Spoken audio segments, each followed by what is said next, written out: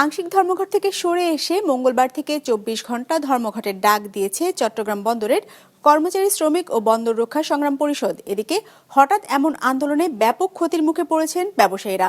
Nazmul সাদেকের report, ক্যামেরায় ছিলেন সঞ্জীব দেবাবু।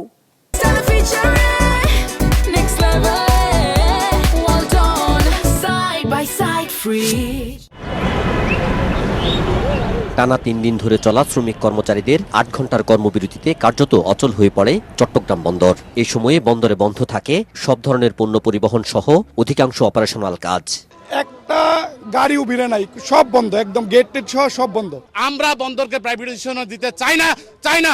আমাদের রক্তের বিনিময় হলো আমরা এই বন্দরকে বাঁচিয়ে রাখবো। তবে আগামীকাল থেকে ৮ ঘন্টার বদলে ২৪ ঘন্টার পূর্ণ কর্মবিরতির ডাক দিয়েছে আন্দোলনকারীরা। জানান, বিদেশি অপারেটরকে চট্টগ্রাম বন্দরের এনসিটি পরিচালনার দায়িত্ব দেওয়ার সিদ্ধান্ত থেকে সরে না আসায় এই নতুন কর্মসূচি।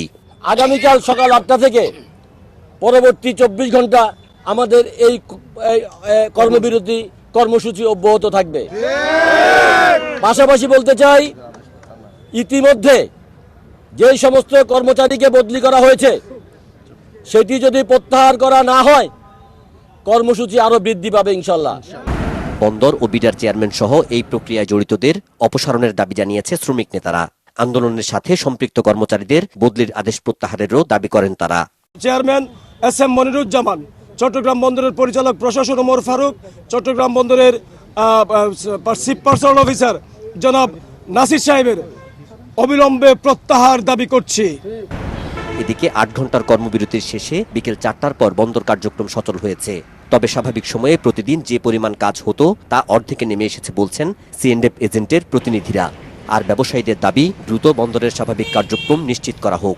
লোড হয় না, সিএনএফ আসছে না, লেবার গ্যাঞ্জাম করছে, এই অবস্থা। ৪টার পর সব শুরু হয়, এর আগে সব স্টপ থাকে। তখন তো অনেক ডকুমেন্ট জমে যাওয়ার পরে মানুষ একটা হেজিটেশন হতে পারে।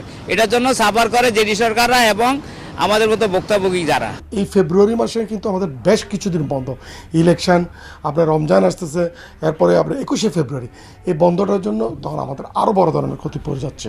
তাই আমরা চাইবো যে অতি সহসা বন্দরটা যাতে সচল করে দেওয়া হয়। এদিকে ধর্মঘটের কর্মসূচিতে সমর্থন জানিয়ে কালো পতাকা সমাবেশ করেছে শ্রমিক কর্মচারী ঐক্য পরিষদ স্কপ। নাজমুল সাদিকি, বিজনেস রিপোর্ট, মাছরাঙ্গা টেলিভিশন।